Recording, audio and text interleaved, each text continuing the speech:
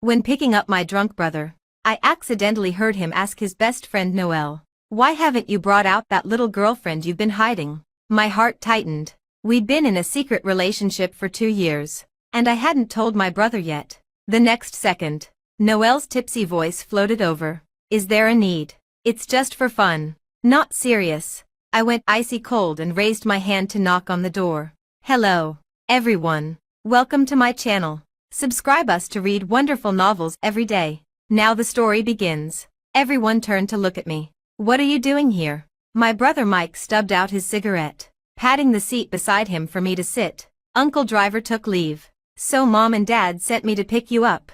Mike nodded and said to everyone in the booth, "Put out your cigarettes. My sister can't stand the smell." His friends teased, "Wow, you care so much about your sister. What will you do if she finds a boyfriend?" Mike cursed with a laugh. "Messing up my hair. Don't even think about it. Our Miranda is clean and well-behaved." "Nothing like you dirty lot." A unfamiliar man spoke up.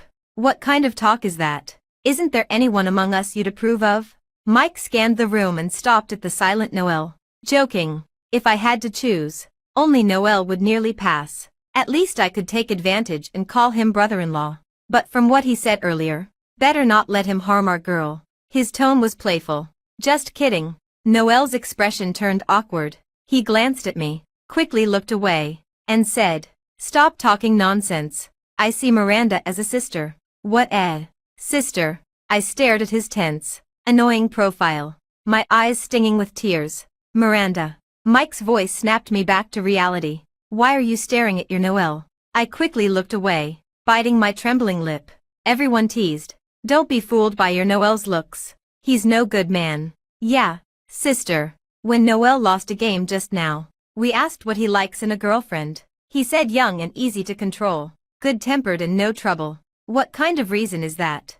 "Ha ha ha. We used to think he was really into her. But guess what? He said he felt sorry for her because she liked him too humbly. Sigh. He refuses to bring her out to meet us. There are 2 possibilities. Either he's too possessive or he thinks it's unnecessary since they'll break up anyway." He just admitted. "Enough." Noelle interrupted sharply. He slammed his wine glass on the table, making everyone fall silent. The atmosphere turned awkward. Mike, closest to him, frowned. "What's wrong?" "Just because I mentioned Lillian is coming back. You're this angry." My heart skipped a beat. Lillian was coming back. Noelle lit another cigarette irritably, took a few puffs, then glanced at me and dropped it into the ice bucket. "Why bring her up?"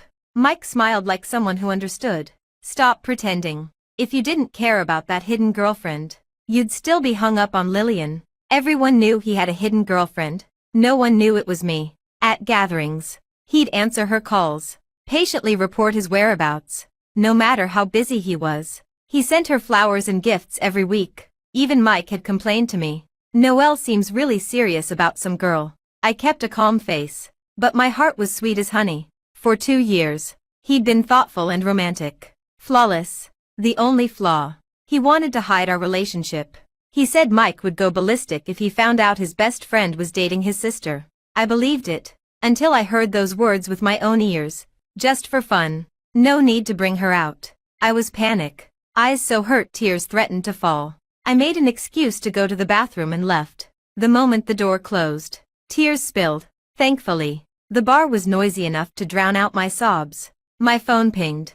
Noelle's message. "I'll wait for you outside." It had been 10 minutes since I arrived full of joy. Now I felt like I'd been dragged into icy water, shivering uncontrollably. How could I accept that the man I thought loved me back had never been serious? Being with me was just pity. His heart had always belonged to someone else. My heart ached densely. After a long while, I wiped my tears with a tissue and went out. Noelle was leaning not far away, waiting, looking at him. Tears almost spilled again. We hadn't seen each other for a month. He'd been on a business trip abroad, returning today. We'd planned to meet tomorrow, but I couldn't wait and came here. He approached slowly, staring at my red eyes, and finally said, "Sorry, sorry," was a magical phrase. It melted small conflicts when a boyfriend made a mistake. But now it was nothing in the face of a fundamental betrayal. No explanation. Just a death sentence for our love. "Noelle, don't you want to explain what you said earlier?"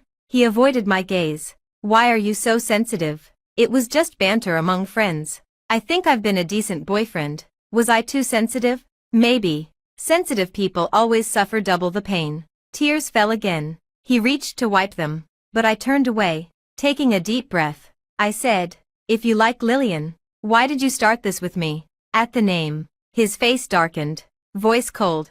"Didn't you know I liked her? What are you pretending for now?" The heated room made me breathless, chest aching as if clenched, head dizzy from the heat. This was the first time we'd mentioned her name in conversation, and his usual gentleness was gone, leaving a stranger who suffocated me. Indeed, Lillian was his weakness. I wanted to curse him, but my throat closed up.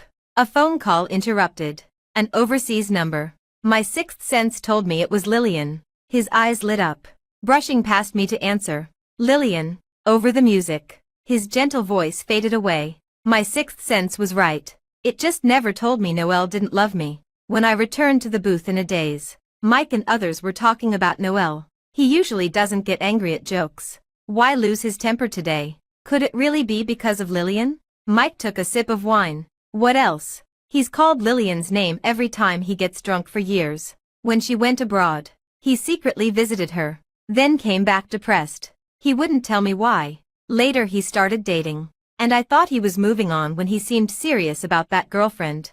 But did you see his look when he heard Lillian's coming back? I called him several times before he noticed. I'd never seen Noel drunk, never heard him call another's name, never knew he'd gone abroad for her. They continued, talking about the love letter he never gave on her 18th birthday, buying all her debut albums, so many things I didn't know. I listened to them praise his love, how admirable it was. I kept my face steady, but my nails dug into my palms. Even the playboy young master clicked his tongue. His girlfriend is poor, wasting 2 years. I pretended to rub my eyes, wiping away tears. After their sighs, Mike turned to me, serious now. "So, Miranda, don't trust men. Noel was such a good person. Even my brother was fooled. He lured me into his beautiful lie, then broke it with a sorry." I nodded, voice tiny. I won't trust anymore." Noel never returned to the booth. Mike called him worriedly, then cursed. That bastard. After answering Lillian's call about coming back, he went to prepare a welcome dinner. Is he crazy at midnight? Everyone laughed except me. Maybe because of me. The gathering ended early. Mike was drunk, and I struggled to stuff him into the convertible's passenger seat. He babbled about childhood. "You were so tiny. Now you're old enough to drive and pick up your brother." I'd just gotten my license, gripping the steering wheel tightly. When I didn't respond, he rambled on. "Why so quiet? You've always been a mute. Same age and background as Lillian, but such different personalities." At the name, my fingers tensed on the wheel. "Miranda, you're my sister. You can be willful, coquettish, do whatever you want." Out of the corner of my eye, Mike seemed to fall asleep after saying this. Memories rushed back to childhood. I'd always been quiet, never willful or coquettish. They said Mike was a sistercon, but our relationship wasn't always this close. No wonder. Who would favor a dull girl when there was Lillian, bright and lovely? Mike was. Noel was too. They took Lillian to arcades, caught fireflies, climbed trees for fruit, never asking if I wanted to join. Lillian would be coquettish, let the boys play house with her. She was the princess. They were princes and knights. What was I? "Miranda, there's only one princess. You can be her maid," she said. I was always the unnoticed role, but Noel saw me. At 10, Lillian obsessed over dramas, forcing brothers to write wish bottles to dig up later. They helped her buy paper, hold shovels, while I stood behind, silent. I wanted to write a wish bottle too. No one asked. They pinched Lillian's face, calling her naive, but kept filling the hole.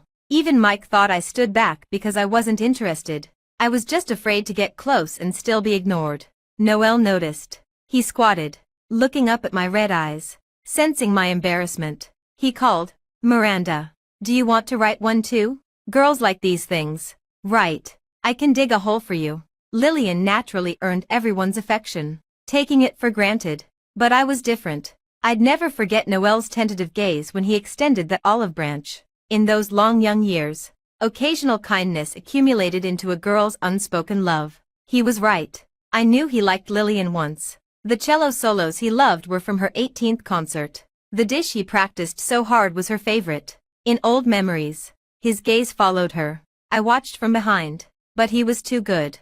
Childhood Noel offering kindness. Adult Noel full of charm. I couldn't help but like him. When Lillian went abroad, he was depressed. Mike often brought him over to eat and game. I made excuses to enter Mike's room. Sending fruits. Ask math questions. Growing closer to Noel, I grew greedy, praying he'd fall for me over time. My prayers worked. His gaze turned gentle. 2 years ago, he blushed and asked, "Miranda, want to give this a try?" Suddenly, his gentle past self overlapped with the present. "Didn't you know I liked her? What are you pretending for now?" Vision blurred. I wiped my eyes with my hand. But when I could see again, it was too late. I rear-ended the car in front. Now Mike bosses me around. Peel grapes for me. And a cup of tea. I obey. Full of guilt. In the car accident, I only got minor scrapes. He broke his forearm. Gritting his teeth. Road killer. You're Noel's disciple. Noel had a car accident once. Shortly after Lillian went abroad. He crashed into a tree. Hospitalized for 2 months. Remembering Mike's words yesterday, I asked casually, why did he have that car accident back then? Mike waved his hand, but it was his stiff arm in a cast that he raised, looking a bit comical. Forget it. It was all because of Lillian. He secretly went abroad to see her, and when he came back, he was like a lost soul. Look at his pathetic look. I haven't seen him around recently. I don't know what he's been up to. He didn't even send his regards when he knew I had a car accident. So Noel knew about it. Yet he didn't even send a message of concern. After that night, our chat history with Noel stopped at the message, "Waiting for you outside." It seemed I wasn't even worthy of his concern. Seeing me with my head down and not speaking, Mike looked boredly at the hydrangeas on the tea table. "Huh, aren't these your most precious flowers? Why haven't you put them in a vase yet?" Although Noel hadn't contacted me, the flowers still arrived at home on time every week. I got up and threw them all into the trash can. Mike was a bit puzzled. Why throw them away when they're in full bloom? Actually, these weren't the varieties of flowers I liked. It was just because they were sent by Noel. So I was willing to trim them, water them, and take good care of them. But no matter how carefully one takes care of a flower that has been plucked from its roots, it will always wither in a short period of time. I smiled and said to him, since they're destined to wither, no matter how much I like them, I can't keep them. It's the same whether I throw them away sooner or later. Mike was indeed my own brother. He noticed that I hadn't been in a good mood recently and said he would take me out to have fun. When we got there, I realized it was Lillian's welcome back banquet. We grew up together. She was cute and pretty, with a soft and sweet voice, and had always been the darling of everyone. Sure enough, Mike insisted on attending even with his arm in a cast. The Matthew family was indeed a top wealthy family. The banquet was extremely grand. There were lily-of-the-valley flowers that had been freshly airlifted from abroad everywhere. It was obvious that a huge amount of money had been spent on them. As soon as Mike arrived, he was pulled away by his friends to play cards. I sat alone in the corner, and my eyes uncontrollably searched for Noel's figure. A figure in a white dress appeared in my sight. It was Lillian. After not seeing her for 3 years, she had become even more beautiful. She had shed her former green and childish look and was now graceful and generous. Every frown and smile was that of a wealthy young lady. She saw me and greeted me excitedly. "Miranda, long time no see." I had a complicated feeling. Actually, I didn't hate Lillian, since we were the only 2 girls among the wealthy families around us when we were young and were also the youngest. She was quite nice to me, but she was so likable that all the adults praised her for being smart and cute. And the older brothers all preferred to play with her, making me look like an unremarkable ugly duckling. What's more, Noel liked her. I couldn't tell what kind of mood I was in, but it wasn't good. The thorn buried in my heart seemed to ache again. After a little small talk, perhaps because we hadn't seen each other for a long time, or perhaps because I wasn't good at chatting, we fell into an awkward silence. I looked around, searching for a topic. "The lily of the valley is very beautiful." She casually picked one and said casually, "Brother Noel got these from Finland." I don't know where he heard that I like lily of the valley. They're rare in China. I didn't expect him to be able to get so many. This was also my favorite flower. Its blooming period was short. The branches were soft and delicate, and it was very precious and fragile. More than half of them would be damaged during transportation. But Noel was able to get so many. He must have put a lot of effort into it. He had never given me Lily of the Valley. It was also my fault. I never took the initiative to say what I liked. I suddenly remembered that once I went to his company to find him, and his assistant smiled and asked me what kind of flowers I liked. At that time, I was immersed in the false happiness and couldn't hear the underlying meaning. I said that I liked any flowers he gave me. Now that I thought about it, the flowers must have been chosen by the assistant. Most of them were blue, and that assistant liked to wear a blue suit the most. The flowers were still being sent now. Maybe he forgot to tell the assistant to stop. I realized later that he wasn't even willing to spend such a little thought on me. But he was willing to take the initiative to find out her preferences and go to great lengths just to please her. I was so stupid that every time I sent him a message saying that the flowers were beautiful and I liked them, he would say, "Whatever you like. I will offer it to you with both hands." In fact, he didn't even know the color of the flowers. People can lie, but details can't. Love is in the details, and so is the lack of love. At the door, Noel, who was late, was wearing a slightly wrinkled suit. He had always been a clean freak. I didn't know why there was still dirt on the sole of his shoe, which was so out of place with him. After scanning the room, his eyes fixed on Lillian. He didn't see me. It wasn't until he walked to a distance of only 5 meters from us that he finally noticed me, and his steps paused. "Brother Noel, you're here." Noel was indeed a junior that even Matthew's strict grandfather praised as having great prospects. Having been in the business world for a long time, he was very good at controlling his emotions. He immediately put away his awkward expression and came up with a smile to greet us. Only then did I see the gift box in his hand. He avoided my gaze and handed the gift box to Lillian. "I searched for this for a long time, so I'm late." Lillian had stayed abroad for a few years. As soon as she received the gift, she opened it immediately and let out a cry of surprise. "Oh, it's the wish bottle we buried when we were children." I actually said that I wanted to become the happiest little princess in the world at that time. How childish. Noelle's eyes stayed affectionately on her face, full of doting. She was a princess originally, loved by everyone. Noel was no exception. Not only did he put a lot of effort into preparing the flowers, but he also dug out the wish bottle that had been buried in the ground more than 10 years ago with his own hands. But he forgot that today was the 2nd anniversary of our relationship. To be exact, we hadn't broken up yet. Lillian had 2 deep dimples on her lips and smiled happily. "This is my favorite among all the gifts you've given me." When Noel heard this, he looked at me warily. I was stabbed by this look, and my blood seemed to freeze. I asked knowingly, "Does Brother Noel often give you gifts?" "Yes. Although we haven't seen each other in the past 3 years abroad, I can receive his gifts almost every month. Last month it was a necklace, and the month before last it was a cello. So it wasn't just me who received gifts. It was just that Lillian's gifts were according to her interests and preferences. As for mine, last month it was a pair of earrings, but I didn't have pierced ears. The month before last it was a piano, but I had no musical talent at all. Maybe it was just random. Just by the way, but I was so stupid that I specially got my ears pierced and took piano lessons. Looking at everything in front of me, I somehow found the courage and said half mockingly, "Brother Noel is so good to his sister. Does your girlfriend know about it?" Noel's face showed some embarrassment. Lillian was attracted by the tall and straight figure in the distance. "My uncle is back. I'll go over there first." After she left, Noel pulled me to the deserted back garden. It was winter, and I was wearing a thin knitted sweater. I shivered from the cold. If it were in the past, he would immediately take off his coat and put it on my shoulders, and then gently hold me in his arms. But he didn't. He frowned, his mind full of the provocative words I had just said. "Miranda, what are you fooling around for?" The cold wind made my eyes feel a bit swollen. I closed my eyes and held back the sourness, and asked softly, "Do you remember what day it is today?" He was taken aback, obviously not remembering. I continued, "It's the 2nd anniversary of our relationship.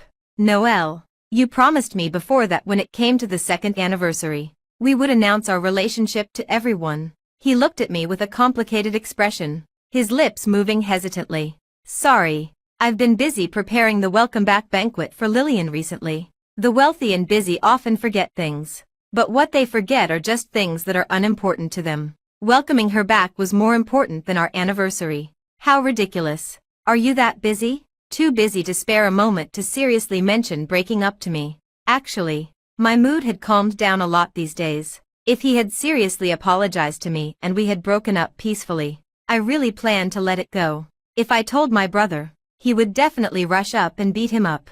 But for the sake of our childhood friendship, I didn't want to be too harsh. Perhaps he thought my rhetorical question was a bit aggressive, and his face looked very pale. He frowned and said, "You used to be the most gentle and obedient. Why do you speak so harshly now? I haven't said I want to break up, have I?" My chest suddenly ached. It was that damn gentle and obedient again. So he chose me as a consolation when he was lonely. My voice trembled in the wind. Then this girlfriend who can't be shown in the light and is just for fun, will break up for you. He let out a sigh of relief, as if he wanted to say something, but he didn't say anything for a long time. But I knew it definitely wasn't a plea for me to stay. He might be glad that he didn't have to be the bad guy. I held back the pain and continued. Also, who do you think you are to pity me? It makes me feel ridiculous. You don't have to send flowers anymore. I really hate the flowers you sent. A trace of confusion flashed in his eyes,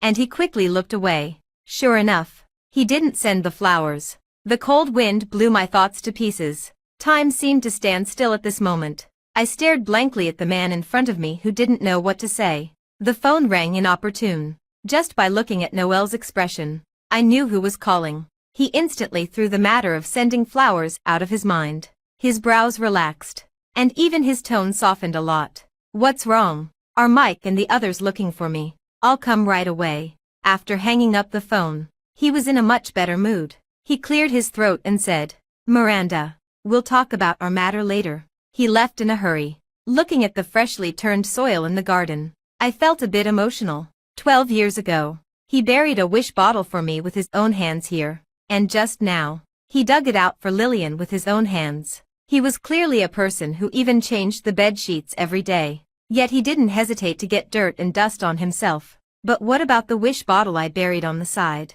Did he still remember it? It seemed I was stupid. His love and tenderness made me think foolishly that my secret love had come true. It turned out that the dim supporting role wouldn't shine, and it couldn't make him like me either. He just enjoyed the way I adored him humbly when he was sad about his broken heart. It was either pity for me or empathy with me. Anyway, it couldn't be called love. I slowly squatted on the ground and burst into tears. The villa was brightly lit, but the lights in the garden suddenly went out. No one could hear my cries mixed in the cold wind.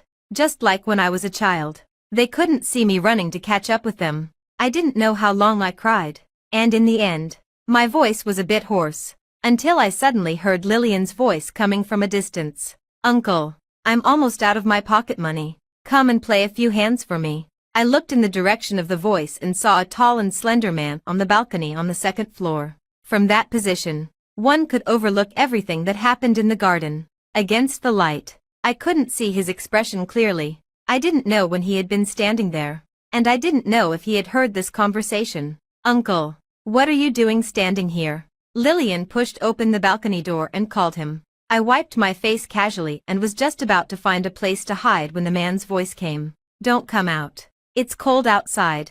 I'll go over now." He turned around and pushed Lillian, who had stuck her head out, back in. Mike's call also came in just then. "Where are you? Come up after eating something and say hello to your uncle." Outside the poker room, there was a large crowd. The man with a tough outline sat at the poker table, wearing a dark suit, noble and casual. He raised his hand, and the people who had gathered at the door to flatter him were quickly sent away. Mike sat opposite him and pulled me to greet him. I said in a low voice, "Hello, Uncle." Matthew raised his eyes and looked at me with a somewhat inquiring gaze. Not answering, I guessed he didn't remember such an unimportant person like me. I had always been a bit afraid of him and shrank my neck and hid behind Mike. Fortunately, he didn't mention that he had seen me in the back garden just now. He probably didn't hear my conversation with Noel. This made me feel a bit more at ease. Mike was bad at playing cards, and he had very few chips left. Matthew was the same. Lillian had lost all her chips just now. It was Noel who had a mountain of chips in front of him. Mike was annoyed by his bad playing. Excusing that his arm hurt, he pressed me onto the chair. I can't do it anymore. Miranda, you come and take my place. I was pulled to sit opposite Matthew and looked at him at the same level. He had extremely beautiful eyes, deep and cold, and his dark eyes were bottomless. After a few rounds, almost all the chips were back in front of Matthew. Lillian was very happy and clamored to end the game and invite everyone to have a late-night snack. But no one dared to move. With Matthew present, the people at the table didn't joke around as they usually did. They were all quiet and well-behaved. In terms of seniority, he was Lillian's uncle and the successor designated by Matthew's grandfather. He had been pampered since he was a child. When Mike, who was 10 years old, was playing with mud with me, who was 5 years old, Matthew was sitting in front of the windowsill reading financial newspapers. At that time, he was 13 years old. Obviously, he wasn't much older than us, but he carried the future and hopes of the family, and he always looked mature and steady. This led to all the children being afraid of him and respectfully calling him uncle. If he didn't say to stop, no one dared to stand up. I stretched. I had strained my back in the last car accident, and it started to ache after sitting for a long time. Matthew glanced at me without showing any obvious emotion and said softly, "Let's call it a day." Upon hearing this, Noel immediately showed his cards and responded to Lillian attentively. "Are you hungry? What would you like to eat?" Mike chimed in teasingly. "Wow, you care so much about Lillian. Why don't you ask us what we want to eat?" Lillian's face suddenly turned red. She met Noel's gaze, and he smiled ambiguously. This was a treatment I had never received. He was so cautious.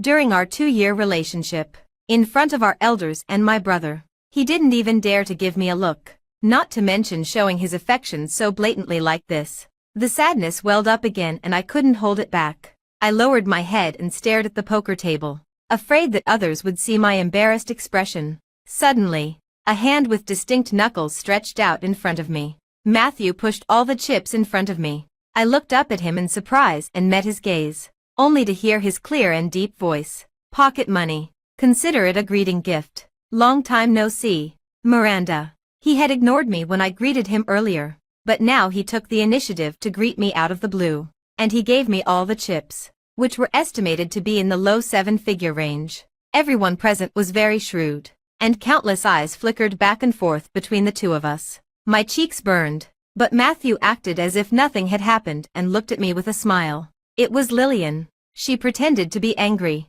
"Didn't Uncle win those for me? You ignored me when I asked you to buy me a car. Why are you so generous to Miranda?" Matthew leaned back in his chair, closed his eyes slightly, and said casually, "Just go and choose one. Put it in my name." She cheered and shook Noel's hand with a smile, asking him to accompany her to look at cars tomorrow. But Noel didn't move. His hand hung down by his side. He stared at me intently, and there were some strange emotions rolling in his pupils. This was the first time in front of others that he had lost his usual calmness. Uncle and Miranda seemed to be quite familiar. "Oh, Uncle still treats her like a child." Mike spoke up to save me from the awkward situation. In fact, I wasn't familiar with Matthew since I was a child. Apart from the daily interactions between our two families and matters related to Lillian, there wasn't much other communication between us. I thanked him dryly. "Thank you, Uncle." Matthew didn't respond. He casually draped the suit jacket he had taken off over his arm and got up to walk out. Everyone immediately followed him. At the end of the crowd, Noel suddenly grabbed my wrist and asked in a very low voice with a hint of accusation, "Why are you blushing at Matthew?" I shook off his hand and said coldly, "What does it have to do with you? We've already broken up. What right do you have to question me?" He frowned tightly. "Can't I care as an older brother? I'm reminding you that Matthew is not someone you can afford to mess with." We had been in a relationship for 2 years, holding hands, hugging, and kissing. We had done everything except having sex. Now he was reverting to the identity of an older brother. My own brother Mike was right in front of me. Why did I need his concern? I took a deep breath and tried my best to control my voice. "My own brother hasn't said anything." "What kind of brother are you?" Noel was taken aback, but his expression quickly returned to normal. "Stay away from him. And I hope you don't tell anyone about the two of us." So that's why he stopped me. He was afraid that I would get too close to Matthew and tell him about our secret relationship, which would affect his pursuit of Matthew's niece. I looked at his somewhat evasive eyes, and for the first time in all these years, I felt that I wasn't worthy of what I had given. Relief gradually replaced the sadness. Fortunately, I had only wasted 2 years on him. Don't worry, I won't say anything. After all, I was really a coward. We were in the same social circle, and our parents had close interactions. We would inevitably meet each other. Moreover, my brother regarded him as his closest brother. If I told the truth, it would inevitably damage the harmony between the two families. But before I could finish speaking, his eyes were burning with eagerness, and he interrupted me. I knew you really liked me. If Lillian hadn't returned to the country, I really thought about being with you properly. But she's back. Miranda, I was with you in the first place because of your feelings for me. I love Lillian just as much as you love me. You can understand me, right? His eyes were shining brightly, as if waiting for my affirmative answer. But I couldn't understand. When you love someone, how can you spare the thought to be in a relationship with someone else? Looking at his face, I suddenly didn't even want to give him a single word of accusation. Whatever you say is fine. From now on, we'll go our separate ways and have nothing to do with each other. I left him behind and trotted to catch up with Mike. Lillian said that she had eaten Western food for 3 years and insisted on going to eat Sichuan cuisine late at night. Mike had to avoid certain foods because of his recent injury, so we went home first. On the way, he suddenly asked me, "Are you very familiar with Uncle? The way he looked at you was a bit strange." I was taken aback and thought of his tall and straight figure on the balcony again. He saw that scene in the garden. It was like a childish love affair, and he might have found it a bit ridiculous. I shook my head. You know very well that I haven't spoken to him as much as you have. That's true. Stay away from him. Why was everyone so afraid of Matthew? I was just about to ask Mike, but seeing his serious expression, I finally didn't say anything. When I got home, I logged into my social media account and scrolled through it from beginning to end. This was a secondary account I used to record the daily life of our relationship after being with Noel. When I wrote those words, I thought I was the happiest person in the world. But now, looking at them again, I just felt a sense of irony. Today I went to my brother's room to ask for help with my homework. Actually, I could do it all. But I just wanted to see him. He was so gentle and even tucked the stray hair by my ear behind it. I didn't listen to a single word of the knowledge points. He asked me if I wanted to give it a try. Of course I did. I originally thought I would have a secret crush on him for my whole life. But I didn't expect that one day I would really see the light at the end of the tunnel. I called him at night. It was a bit noisy on the other end, and I even heard my brother's voice saying something like, "Why are you answering a woman's call during a brother's gathering?" He cursed with a smile and then said goodnight to me so gently. Help. He sent a lot of flowers, although they weren't the lily of the valley I liked. I want to take good care of them and make them beautiful.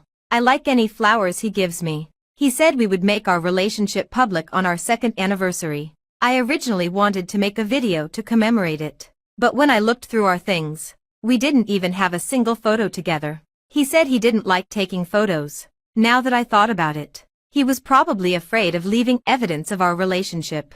After I finished reading, I deactivated the account. It was like a bowl of half-cooked rice. I swallowed it several times, and finally, I was willing to spit it out. The car that I crashed last time hadn't been sent for repair yet, although it didn't affect driving. The paint was scratched quite a bit. I picked a nice day and planned to send it to the purest store. As soon as I went out, I ran into the servants of the Matthew family loading the withered lily of the valley onto a truck. The truck blocked my way, so I had to wait obediently by the side.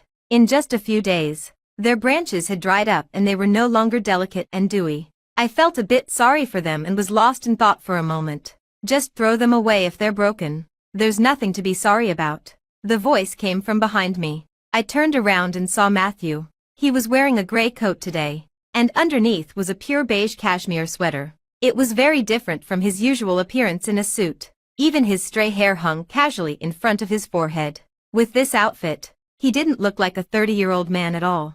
I greeted him dryly again. Hello, Uncle. Matthew's gaze lingered on me for a moment and then he said, Where are you going? To the purest store to repair the car. He lowered his eyes and thought for a moment, and then directly opened the door of the passenger seat and sat in. It's on the way. Give me a ride. I hadn't even said which purest store I was going to, but thinking of the generous pocket money he had given me, I suppressed my doubts. That amount of money was more than enough to make me a driver for a while. Where are you going, Uncle? Matthew's voice was deep.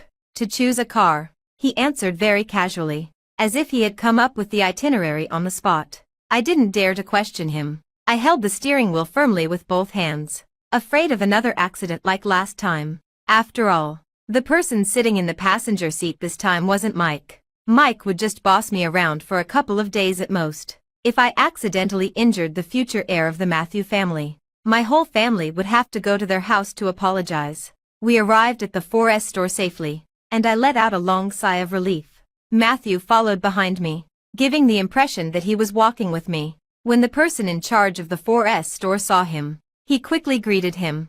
Hello, Mr. Matthew. Your niece, Miss One, has already arrived and is inside.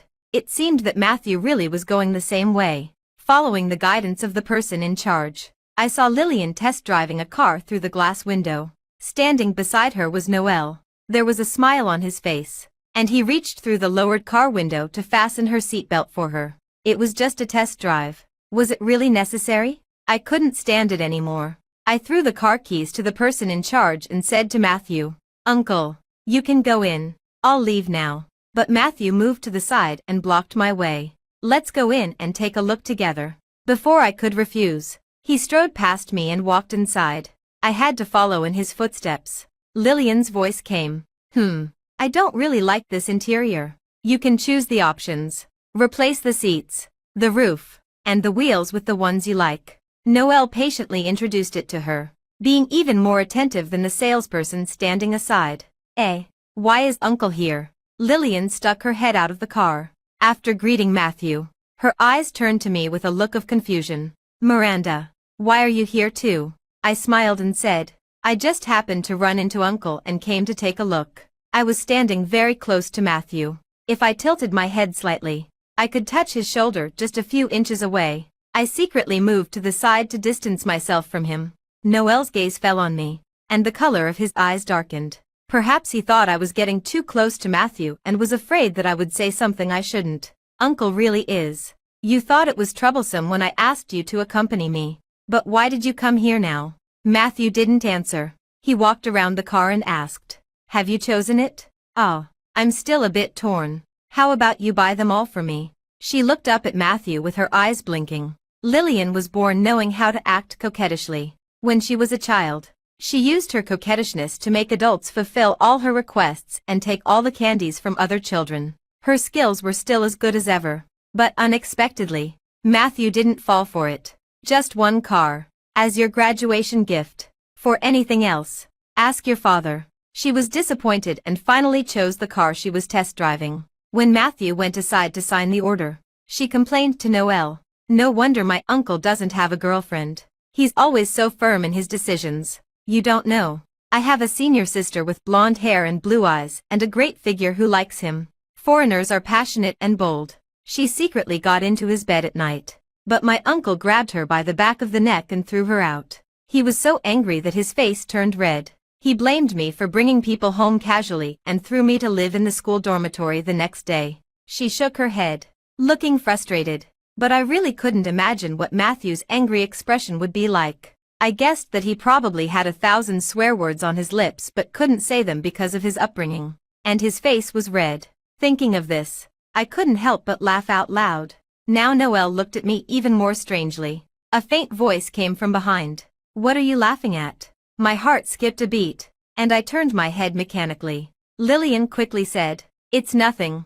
I told a bad joke. And Miranda thought it was funny. Matthew obviously didn't believe it, but he didn't pursue it further. He called Lillian over to sign the papers. Noel leaned close to me and said in a very low voice, Miranda, your feelings for me are a bit too strong. Why did you come here and make yourself sad?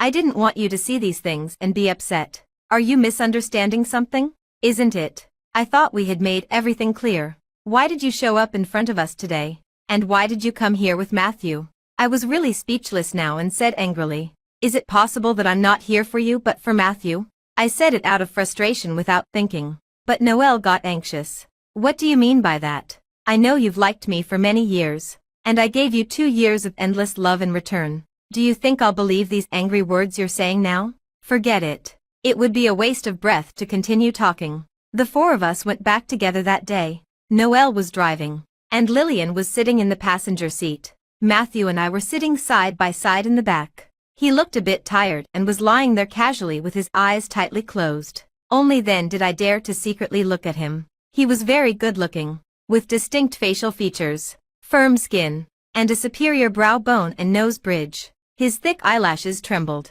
and I was so scared that I quickly looked away. But I met Noelle's eyes in the rearview mirror. His eyebrows were furrowed tightly, and he stared at me with an unreadable expression. I was a bit puzzled.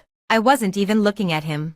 Why was he so nervous? Lillian was chatting non-stop beside me and started talking about our school days again. Miranda really helped me a lot back then. If it wasn't for her going to find my uncle, I would have been scolded to death by my mom. In high school, she and I were in the same class. Lillian was very naughty, and her grades were always at the bottom of the class. She was often called to the teacher's office with her parents. The most serious time was when she had a puppy love with a senior from a higher grade.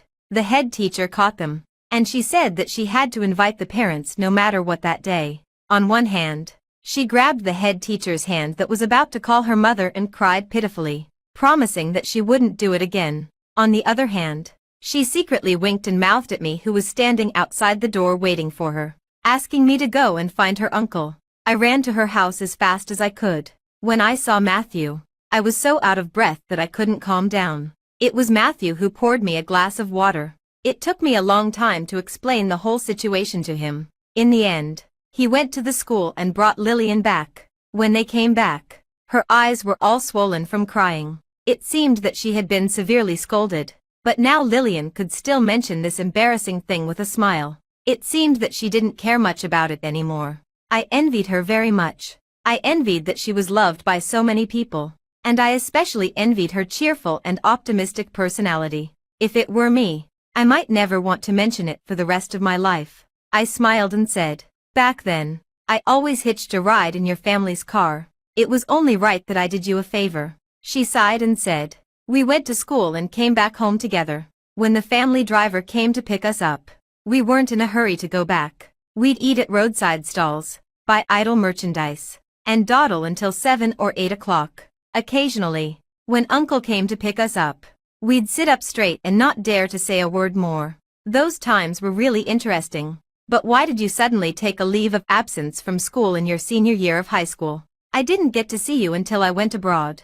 My smile froze on my face. The damp ground, the dark alleyway. This was the past I least wanted to mention. Noelle also looked at me, as if waiting for my answer. He had never asked, and I had never told. I opened my lips, and my chin trembled involuntarily. I couldn't say a word. My mind went blank, and I couldn't even think of a topic to avoid the question. "Lillian." Matthew opened his eyes and gently kicked the passenger seat. Lillian turned to look at him, puzzled. "Huh, I'm resting. Don't make a noise." "Oh."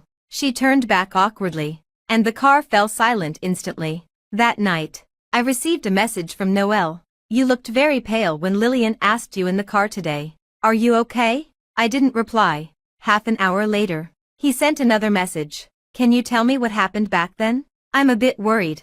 I blocked him and buried myself in the soft quilt. Just then, Mike knocked on the door. He came in and placed a cup of warm milk on my bedside. "I heard from Mom and Dad that you're planning to move out after the spring festival." I would be in the second semester of my junior year of college at the beginning of the year. I had found an internship in a place quite far from home, and it wasn't convenient for me to commute back and forth. I nodded. Mike's expression became serious. He hesitated to speak, and finally it turned into a sigh. "Forget it. You're all grown up. I'll take care of the internship company in advance and help you find a house with good security. You have to be careful then." "I know. You're so naggy." He ruffled my hair, called me heartless, but there was deep worry in his eyes. The milk didn't help me fall asleep. I had nightmares all night and wet the pillow with my tears. The spring festival was approaching. On New Year's Eve, I was curled up on the sofa watching the boring spring festival gala. Mike suddenly pulled me up and said he was going to take me to set off fireworks. Fireworks were strictly prohibited in the villa area. But on such a joyous occasion, the management wasn't so strict. Last year, I had watched a magnificent fireworks display. We walked all the way to the artificial lake in the community, and a large group of people were already there. Lillian, how old are you? You're still bossing the brothers around like when you were a kid. Lillian smiled sheepishly, her eyes blinking in the moonlight. Isn't it more fun to set off fireworks with me than watching the spring festival gala? She rubbed her hands, looking a bit cold. Noel smiled and took off his scarf. Just as he was about to put it around her neck, he caught a glimpse of Mike and me out of the corner of his eye, and his hand froze. This scene was so familiar. At this time last year, Noel sent me a message asking me to come to the lake secretly. He tied the scarf around my neck and put on the gloves for me, and accompanied me to watch the carefully prepared fireworks. He said, "Year after year, may it be like this moment." What may it be like this moment? The wind stung my face, and I tried to huddle deeper into my sweater collar. I squatted on the ground and watched them frolic and play. Brilliant lights bloomed in the night sky. Lillian took out a camera and handed it to me. "Miranda, men are no good at taking photos. Why don't you take a photo of me and Noel?" She had started to call him more intimately. Noel stood aside, his expression a bit stunned, but he didn't refuse in the end. He gently put his arm around Lillian's shoulder and forced an unnatural smile. I picked up the camera, but Noel didn't look at the lens. It seemed that he was looking at me. It was so strange. With a click, the moment was frozen. Behind them were the fireworks in the sky, and the two people in the photo were smiling. In the past 2 years, Noel hadn't taken a single photo with me, but I had taken a photo of him with someone else with my own hands. In the corner of the photo, Matthew's profile was captured. Only then did I realize that he was also there. But he was standing a bit far away, like an elder watching the children's mischief. He was just a bystander and didn't participate. Lillian was satisfied with the photo. After taking several, she called everyone to take a group photo. Mike wanted to take the camera and asked me to go over and be in the photo. But looking at his arm in a cast, I shook my head and refused. Anyway, I didn't like taking photos very much. I especially didn't want to be in the same frame as Noel. Matthew was pulled to the center. He was standing casually, squinting his eyes at me. Before the shutter was pressed, he suddenly called me. "Miranda, come here."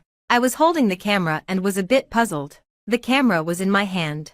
If I was going to be in the photo, who would take it? Someone with good sense quickly came forward and took the camera from my hand. "I'll take it. Go over quickly." I consciously stood at the very edge of the crowd and buried my head deeper into my collar. Matthew turned around and called me again. "Come here."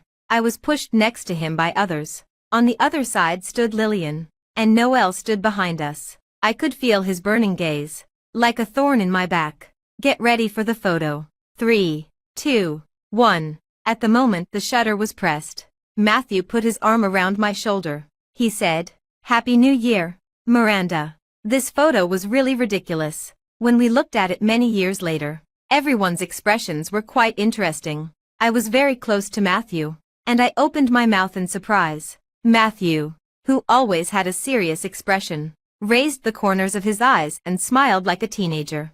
And Noel behind us stared intently at the hand on my shoulder, his face a bit twisted. Of course, this was how I remembered his expression. In fact, his face in this photo had already been scratched by Matthew. I suspected that Matthew did it on purpose, because the moment he finished taking the photo, he let go of his hand and looked at Noel's expression. A man as cold and noble as him might be hiding a lot of tricks in his heart. 1,000 possibilities flashed through my mind. In the end, I came to the conclusion that he was testing Noel. Maybe he saw what happened that night, but he didn't hear my conversation with Noel. So now he should be exploring the relationship between Noel and me through his interaction with me, and checking for his little niece. The time at the poker table and the time at the purest store were all on purpose. At the thought of this, I thought Mike was right. I still had to stay away from him. I really couldn't afford to provoke a man with such unfathomable thoughts. But even if I couldn't afford to provoke him, daily interactions were still inevitable. On the first day of the Lunar New Year, Mom and Dad dragged Mike and me out of bed early to pay a New Year's visit to the Matthew family. Matthew's grandfather was over 70 years old, full of energy, and happily gave me a big red envelope. I quickly declined, but Lillian took my hand and said, "Take it. It's not much." She handed me the developed photo. "Look at the group photo from last night. Your expression is so funny." In the photo, Matthew's smile made me catch my breath. I subconsciously looked at him through the French window. He was on the phone, and his back exuded arrogance and distance, like an unapproachable existence. I even thought I was hallucinating. How could Matthew smile so happily? Matthew's grandfather looked at us kindly. "I said where you were running wild last night. Come on, let Grandpa have a look too." I respectfully handed the photo to him. Matthew's grandfather adjusted his reading glasses. The next second, his smile froze on his face. But soon, he looked at me with a gentle gaze again and said to my parents, "The children have grown up so quickly. There are only 2 girls among the younger generation. Miranda is sensible and considerate, and I like her very much. It's a pity that I only have Lillian, this disobedient girl, by my side." "What you said. Matthew hasn't started a family yet. When he does, you'll still have a grandson to look forward to." Matthew's grandfather waved his hand and said, "Matthew is even more troublesome. He's already 30 years old and hasn't brought a girl home yet. Don't mention it." He changed the subject. "I really like your Miranda. She's the same age as Lillian and they've always been on good terms. How about I adopt her as my god-granddaughter so that our 2 families can have more interactions in the future?" When these words came out, my parents were flattered and quickly agreed. "It's really a blessing for Miranda to have you as her god-grandfather." Getting involved with the Matthew family meant not only closer daily interactions but also unimaginable interests involved. Matthew's grandfather pulled me to him and sent someone to fetch a bracelet. "If you're my god-granddaughter, then this red envelope isn't enough. This is a pair of bracelets left by her grandmother. You and Lillian can each have one. Come to Grandpa's house often in the future." Generally speaking, the practice of adopting a god relative was usually for children. I was already an adult, and I couldn't figure out what Matthew's grandfather was up to. I could only look at my parents for their opinion. They winked at me, telling me to agree quickly. My mind was a bit muddled, but I obediently thanked him and called him Grandpa. Just then, Matthew finished his phone call and came into the room. Matthew's grandfather called to him, "I've adopted Miranda as my god-granddaughter. From now on, when she calls you uncle, it's for real. You have to treat her like your own niece, just like Lillian." Matthew stopped in his tracks, and his eyes were as cold as black jade. When he opened his mouth, his voice lost its calmness. "Father." Matthew's grandfather's face also darkened a lot, and he said coldly, "It's settled. Don't forget your identity. Come and give the nieces red envelopes." But Matthew turned around and went upstairs directly, leaving behind the words, "Sorry, I still have some work to deal with." The atmosphere was very strange. Lillian immediately leaned against Matthew's grandfather and coaxed him until his face brightened up. But my mind was in a mess. Matthew should dislike me a bit. He didn't even want to acknowledge me as his niece. The elders were chatting downstairs. Lillian pulled me upstairs and asked me to help her choose clothes. "I'm going out with Noelle tomorrow. Which set do you think I should wear?" There was a shy expression on her face, and it seemed that things between her and Noelle were going well. Actually, I didn't feel heartbroken anymore, but there was always a thorn in my heart. If they really liked each other and were destined to be together, why did Noelle waste 2 years of my life for no reason? I thought for a long time and asked the question, "Do you like him?" She was taken aback for a moment, and then quickly smiled and said, "He's very good to me, and he's a good match for me."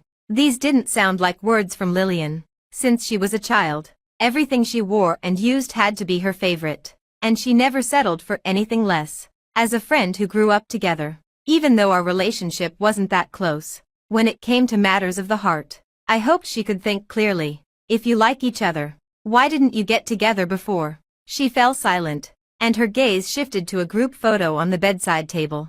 In the photo, there was a heavy snowfall in Manchester, and Lillian was wrapped in a man's arms. The man looked a bit familiar, but I couldn't remember who he was.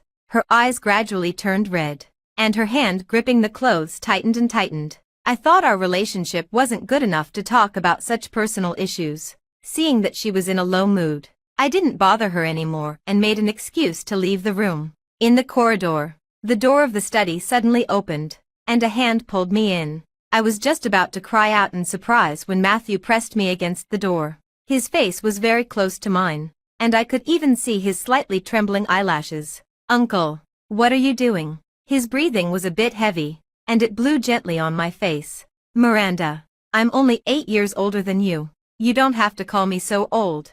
"No. Mike and Noel are only 3 years younger than him and they call him uncle. Why is it that when I call him uncle, I'm making him sound old?"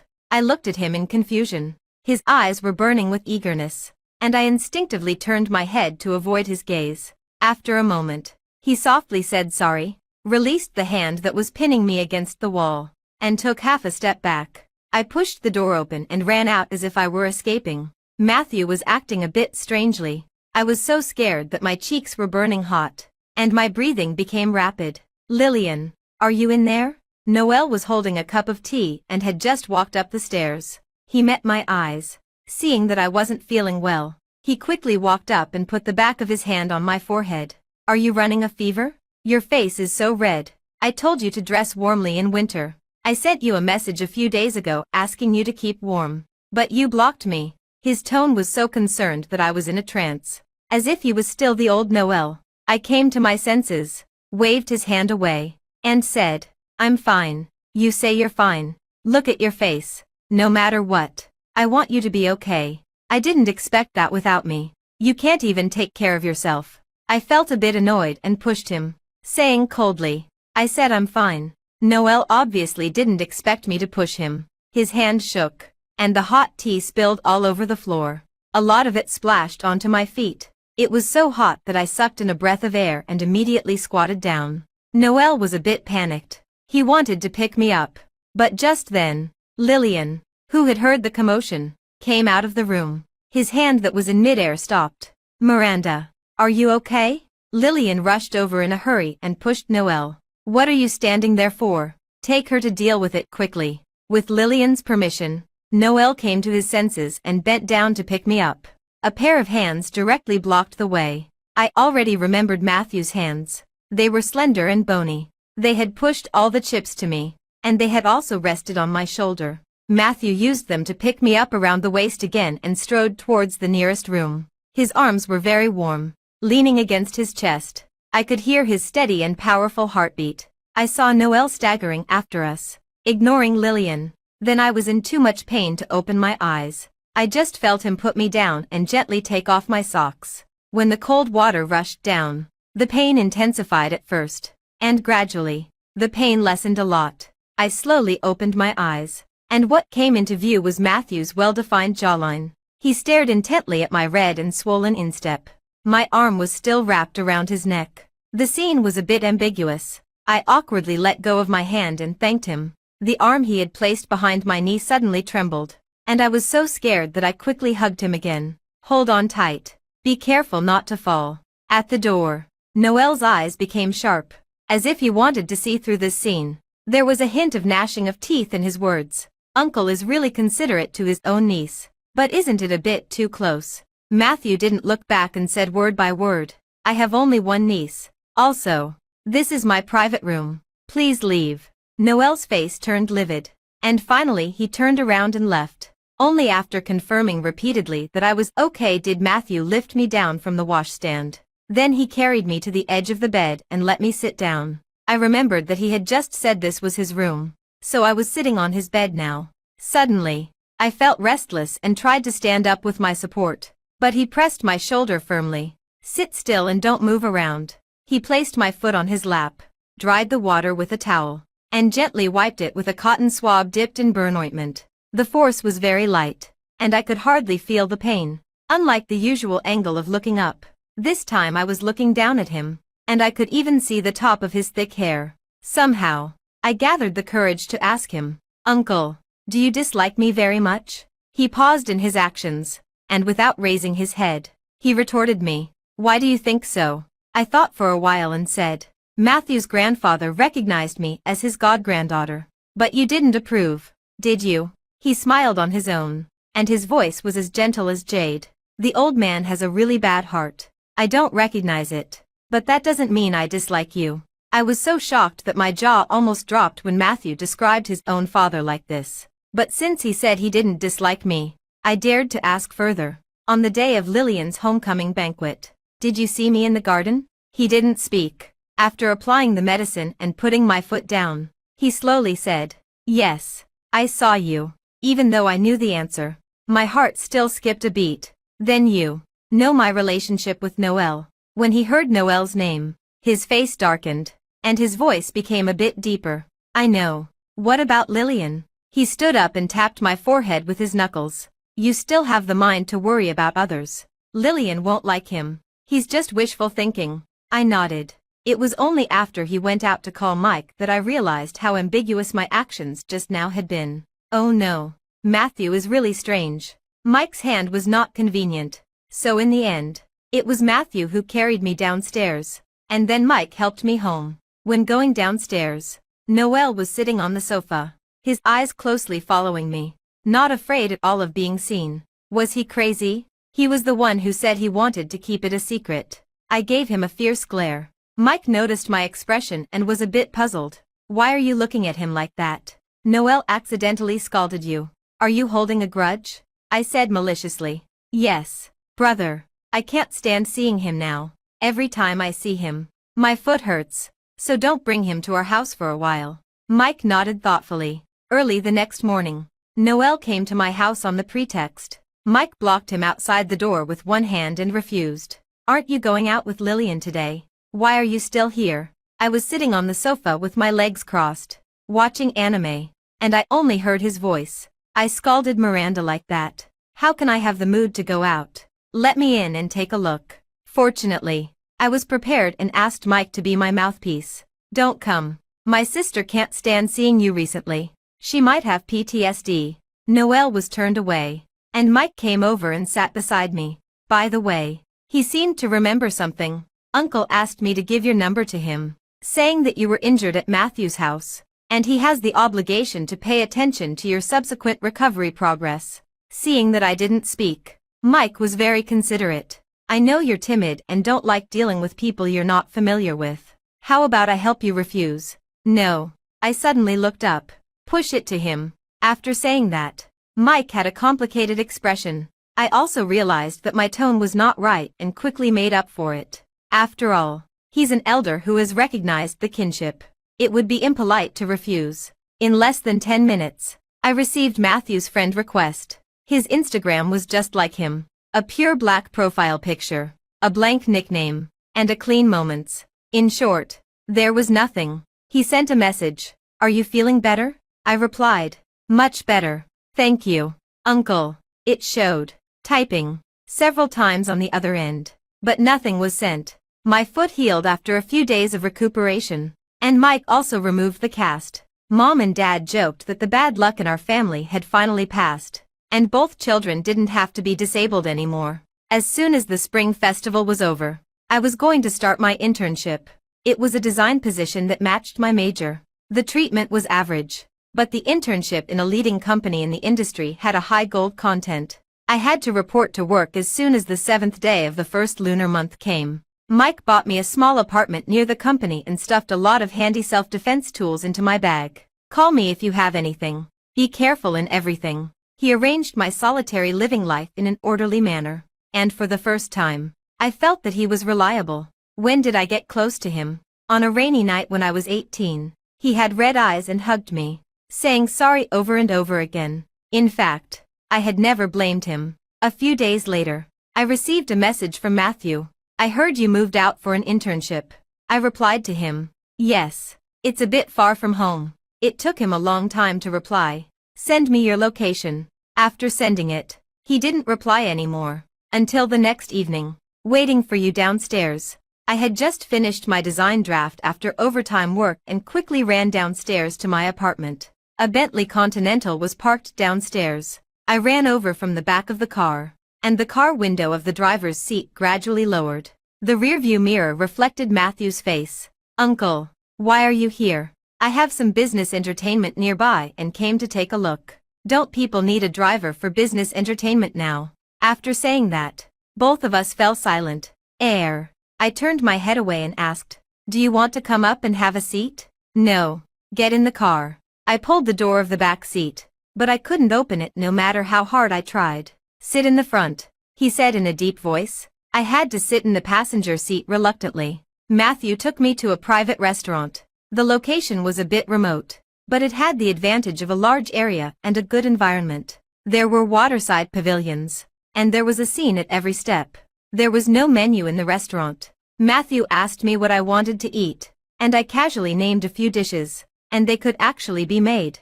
I couldn't help but secretly look at him. He was very gentle when eating. The food on the chopsticks wouldn't fall into the rice bowl, and he wouldn't make the slightest sound. The top light shone on his face, and his eyelashes cast a deep shadow.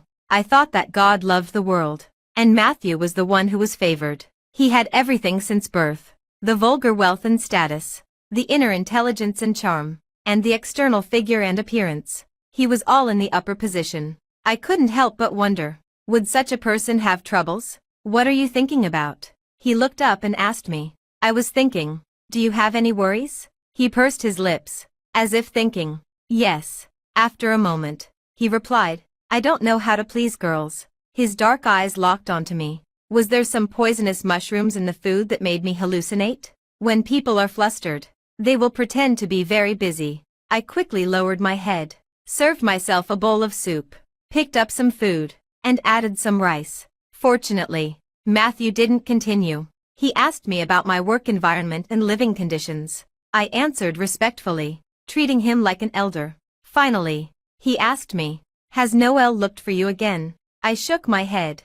I blocked him on both the phone and Instagram. Even if he wanted to find me, he had no way. What's more, he was very close to Lillian. Yesterday, I saw a photo in her moments of the two of them going to a concert together. After dinner, he drove me home. I was really tired from work recently, and the smell in his car was very nice. I unconsciously fell asleep. After a long time, I vaguely felt a warm current of air hitting my face. I opened my eyes and was very close to Matthew. Our eyes met. He leaned in with his whole body, and his hand was on my waist. I seemed to hear the sound of my own heart beating, just as I was hesitating whether to close my eyes. With a click, the seatbelt buckle popped out. He sat up straight and put his hand on the steering wheel. "I saw that you were sleeping uncomfortably, so I unbuckled your seatbelt for you." His tone was very ordinary, making me look even more like a fool for thinking too much just now. "Thank you, Uncle. I'm leaving now." I got out of the car as if I were running away. Out of the corner of my eye, I saw Matthew parked by the side of the road and didn't start the car for a long time. He didn't leave until I reached the downstairs of the unit building. The notification sound of my phone rang. It was a message from him. "Call me if you have anything. Pay attention to your safety." On a night of 7 or 8 degrees, I was so hot that it was like I had just run 800 meters in the summer. I couldn't even catch my breath. Below the message, it was from Mike. "Noel is just going to be near you. I asked him to bring you some things. Did you receive them?" I stopped in my tracks and looked up to see Noel leaning against the corridor. Cigarette butts were scattered all over the ground, as if he had been waiting for a long time. He stared at me steadily. I wanted to take the bag from his hand, but he stood there stiffly and didn't let go. "Why did Matthew send you back? What does it have to do with you? Do you know how long I've been waiting for you? You blocked me on the phone and Instagram. I didn't dare to tell your brother. I've been waiting since 7 o'clock until now, and then I saw you getting out of Matthew's car. Didn't I remind you to stay away from him?" His tone was anxious, and he didn't leave me any room to interrupt. I looked at the time. It was a little past 9 now. It seemed that I had slept in Matthew's car for a long time. After he finished speaking, I said calmly, "Are you so afraid that I'll tell Matthew?" Although I didn't say it, he already knows. Noel's tone paused, and his voice became tense. "He knows. Let's not talk about this for now. Even if you like me and are sad, you can find someone else. But not Matthew. He's not a good person. Are you crazy? I don't like you anymore." He seemed to have heard the most ridiculous joke in the world. His eyes widened in disbelief, and he asked, "You don't like me anymore? Then who do you like?" "Matthew." His tone made me a bit annoyed, and I instinctively retorted, "Yes, I like him. Is that okay?" I had never seen Noel with such an expression. His pupils suddenly dilated. His chest rose and fell with his breath, and his hand holding the bag was so tight that his knuckles turned white. Miranda, stop being naughty. Just pretend I didn't hear what you said today. If I find out that you have any more contact with Matthew, I will tell Mike. I believe he has the same opinion as me. Noel's shamelessness exceeded my imagination. The perpetrator actually had the nerve to threaten the victim. I snatched the bag from his hand. His face was as white as paper. The moment I passed him, he shouted out as if making a final struggle. Matthew almost killed someone. My heart trembled violently. I turned to look at Noel. He stood there with his back hunched. I went straight upstairs, but my hand pressing the elevator button was somehow shaking. I wouldn't ask Noel. He wasn't worthy of my trust anymore. Remembering that Mike had also told me to stay away from Matthew, I called him. Mike on the other end of the phone was a bit hesitant, no matter how I asked. In the end, he still said, stay away from him. Forget it. Anyway, it was just to deceive Noel. I didn't really like Matthew that much. After that, I didn't reply to Matthew's occasional messages. I tried my best to avoid him when I went home on weekends. I even politely refused when Lillian invited me to her house for dinner. The next time we met, it was already spring. Despite my many strong refusals, Mom and Dad still held a grand birthday party for me. I couldn't very well be absent. Matthew came very late, wearing a neat and heroic suit. It seemed that he had just come home from the company. Lillian quickly lifted her skirt and ran over. I stood on the spiral staircase and looked down at him again. My mind uncontrollably thought of the scene where he held my foot and applied medicine. Such a person. I couldn't even imagine him with blood on his hands. Could he really kill someone? As if he realized my gaze, he looked up. Just as our eyes were about to meet, Noel suddenly called me from behind. Miranda, happy birthday. He took out a carefully wrapped gift. I casually thanked him and told the servant to take it down. There was a glimmer of hope in his eyes, as if he was expecting my reaction. Aren't you going to open it and take a look? You will definitely like this gift. Brother Noel, Lillian is downstairs. You'd better go over there. When he heard my address, a flash of surprise crossed his expression, and the light in his eyes dimmed. I turned my head, and Matthew was already out of sight. I've thought through a lot of things recently. I was so stupid before. I interrupted him impatiently. Everyone is watching. Are you sure you want to reminisce about the past with me here? His face looked ugly, and he finally didn't continue. Somehow, a trace of disappointment welled up in my heart. I seemed to have become strange too. It seemed that I was looking forward to seeing Matthew. Mike settled me aside and said considerately, I know you can't handle this kind of occasion. Just go and stay somewhere cool. Your brother will take care of it. He exchanged greetings and politeness with the guests, clinked glasses, and it made me feel tired just watching. When I was so bored that I was about to fall asleep, I suddenly heard Mike's voice filled with uncontrollable anger. How dare you come here? My drowsiness was instantly scared away. Logically speaking, Mike wouldn't swear in front of others. I stood up. Through Mike's back, I saw the man standing at the door. He leaned to one side, and all his weight was on the crutch in his hand. And that face covered with terrifying scars was a nightmare that I never wanted to see in my life. My memory seemed to return to that wet and cold rainy night. The man's disordered breathing, the disgusting voice, and the touch that climbed up me like a snake. The lights in front of me overlapped with the darkness of the memory, and the pattering sound of the rain that night rang in my ears again. As the world spun, a pair of hands steadied my arm. I instinctively wanted to push him away, but he held my trembling hand tightly. Don't be afraid.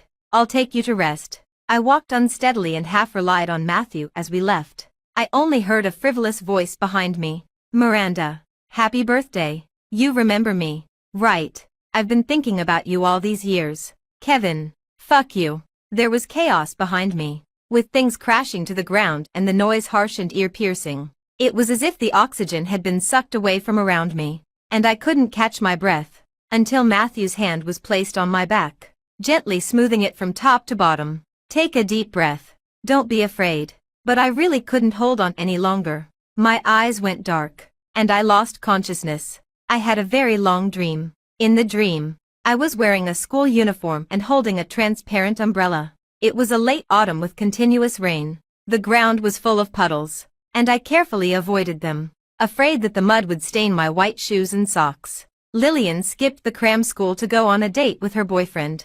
She informed the driver in advance and asked me to go home by myself. When I came out of the cram school, it was already 8 o'clock. I called Mike, and it was a bit noisy on his end. It seemed that someone was teasing him and another girl.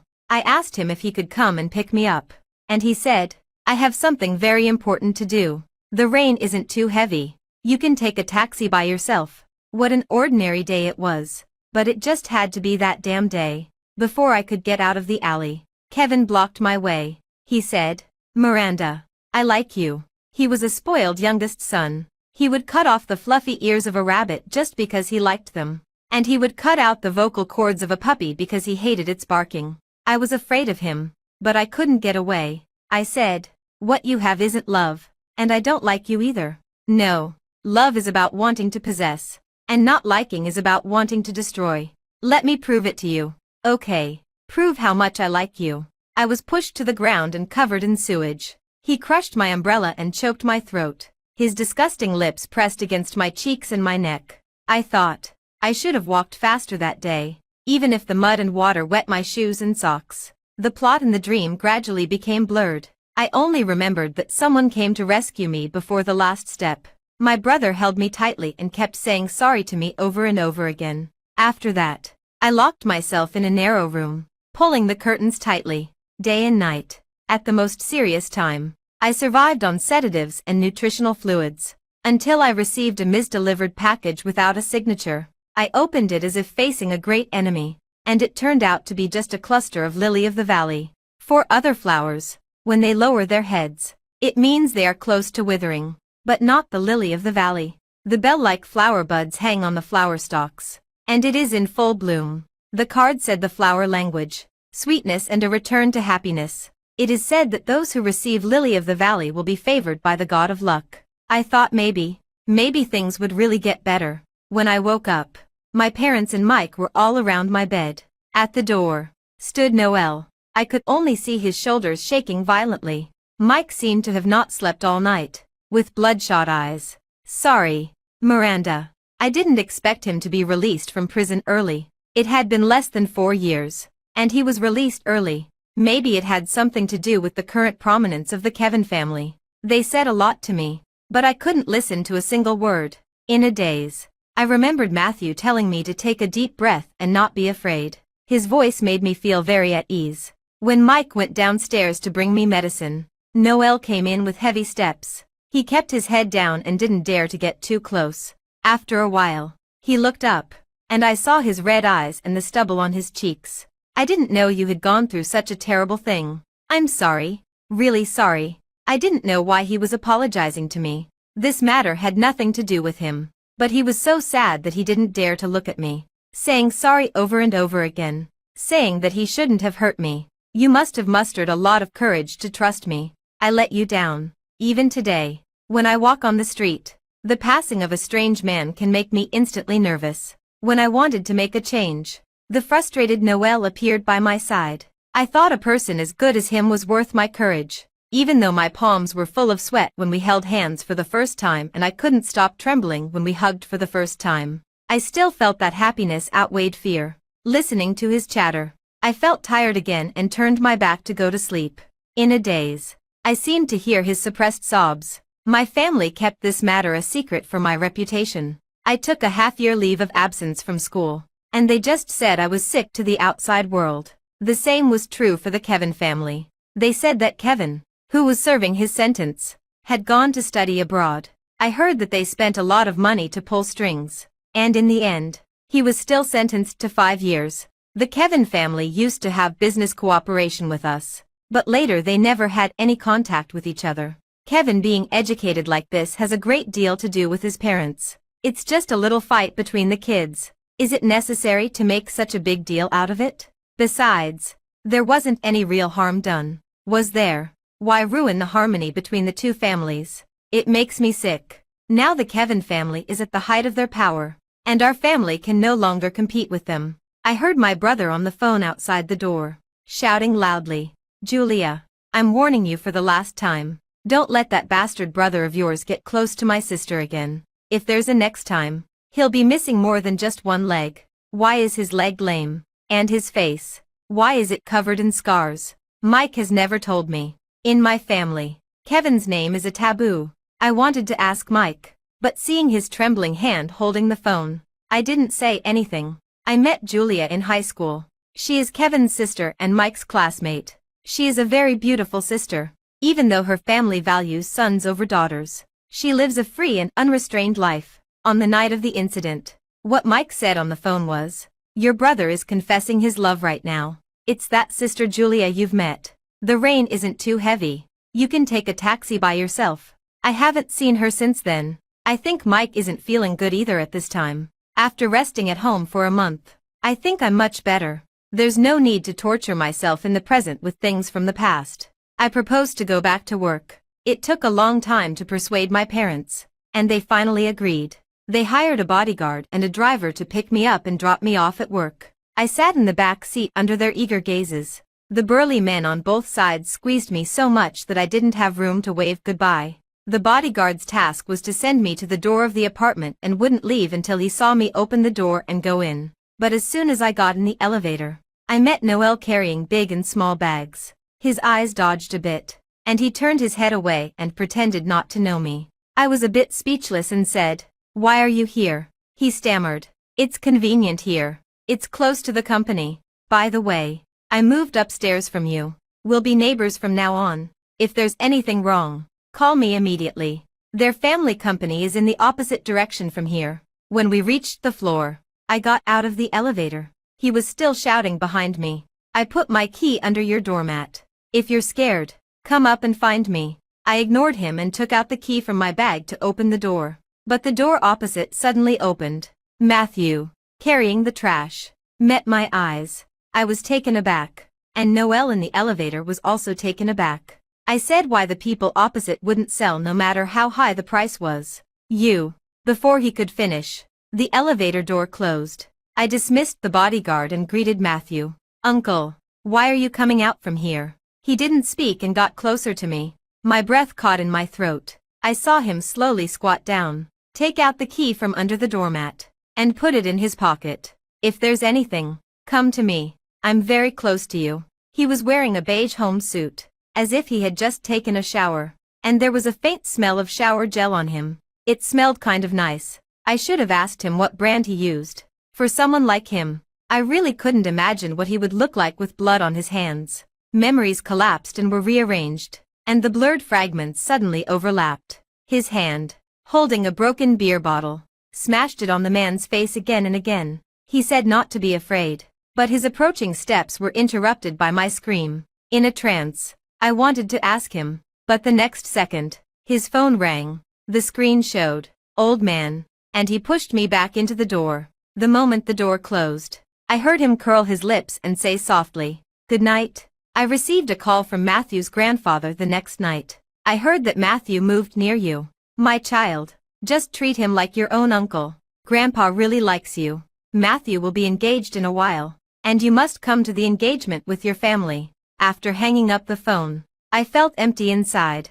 Even a fool could tell the underlying meaning of what Matthew's grandfather said. Recognizing me as his god-granddaughter might be to use ethics and morals to kidnap Matthew. Matthew was right. The old man has a really bad heart. I was a bit annoyed, seeing the unopened birthday gifts piled up beside me. I violently opened them as if I had found an outlet for my emotions. The cliched fixed deposit Mike gave me was the same every year, with no novelty at all. The gift from Lillian was tickets to the meet and greet of the idol we were crazy about in high school. The gift from Noel was a courtyard designed by an internationally renowned designer. I once told him that I wanted to visit it, and I didn't expect him to really buy it and give it to me according to my preferences this time. Matthew sent a thin envelope, which contained only a photo and the materials of a house. In the photo, in the Finnish manner, there were lily-of-the-valley flowers everywhere. They were fresh, full of vitality, and had not been picked yet. But how did he know? Just then, he sent me a message. "Do you want to have a late-night snack?" I politely refused. "No, thank you, Uncle," he replied. "Don't call me Uncle." Seeing that I didn't reply, he sent a question mark. The prank made me feel much better, but after a while, the doorbell rang. Matthew stood at the door, holding a bowl of dumplings. Aren't you going to invite me in? I crossed my arms and smiled. It's not very convenient, is it? It's late at night. What's Uncle doing visiting his niece's house? His eyebrows furrowed. Did the old man say something to you? Yeah. He said Uncle is going to get engaged and invited me to the wedding. How much should the niece give as a wedding gift? Relying on his affection for me, I became more and more unbridled, calling him uncle and myself his niece one after another. Matthew's face became darker and darker. Why didn't I know I was going to get engaged? He squeezed in beside me and put the bowl on the entrance hall. What are you doing? I seemed to have gone too far, and quickly reached out to push him. He grabbed both of my wrists with one hand and placed them on his chest. As the distance between us got closer, his familiar breath pressed down on me. Call me that again. Uncle. The kiss fell overwhelmingly, with a burning breath and warm lips. At first, it seemed like a release of emotions, and gradually it became gentle. When we separated, the tips of his ears were slightly red, and he stared intently at my lips. The dumplings will get cold. Eat them first. I sat on the carpet holding the bowl of dumplings. My mind was as confused as a mess of porridge. Matthew acted as if nothing had happened and sat on the sofa looking at me. I felt like he was staring a hole in the back of my head. I ate very slowly. While eating, I thought about where to start asking questions later. Was it about that rainy night or the birthday gift? A large bowl of dumplings was finally eaten clean. After eating, I turned my head.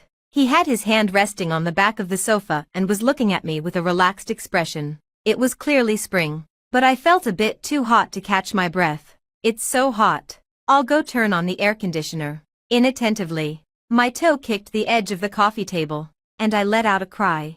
Before I could squat down and cover it, he reached out and pulled me onto his lap. Oh no. The pain disappeared immediately. His body was stiff, very warm, and smelled really good. I leaned close to his chest and sniffed like a little dog. Hearing his breathing gradually become rapid, I said in a low voice, what kind of shower gel do you use? A trace of annoyance appeared on Matthew's face. His hand on my lower back pressed hard, and he said through gritted teeth, Did you do it on purpose? I shook my head like a rattle. He held my face in both hands. Just as the atmosphere was getting more and more ambiguous, the doorbell rang inappropriately. Miranda. I heard your voice. What's wrong with you? Matthew wanted to get up, but I pushed him back onto the sofa. He had a somewhat resentful expression. I patted his face and limped to open the door. Noel was knocking so loudly that it made my ears itch. As soon as I opened the door, he grabbed my shoulders and turned me around. Seeing that I was okay, he finally let out a sigh of relief. What happened just now? I just wanted to send him away quickly. Nothing. Go upstairs. He still stared at me with a worried expression. Why is your face so red? And you're not even wearing socks. I was just about to push him out when I saw his gaze gradually move up and become dark and unclear. Matthew swatted his hand away, and his chest pressed against my back. Noel's face darkened terribly, and he just looked at my face in silence. Before I could figure out what to say, he had already turned around and left on his own. He didn't want me to see the corners of his eyes gradually turning red. I stared at his back, opened my mouth, but still didn't say anything. The door was slammed shut by Matthew, blocking my view. He leaned close to my ear. Why are you looking at him? I turned around and pushed Matthew out the door as well. The days passed as usual.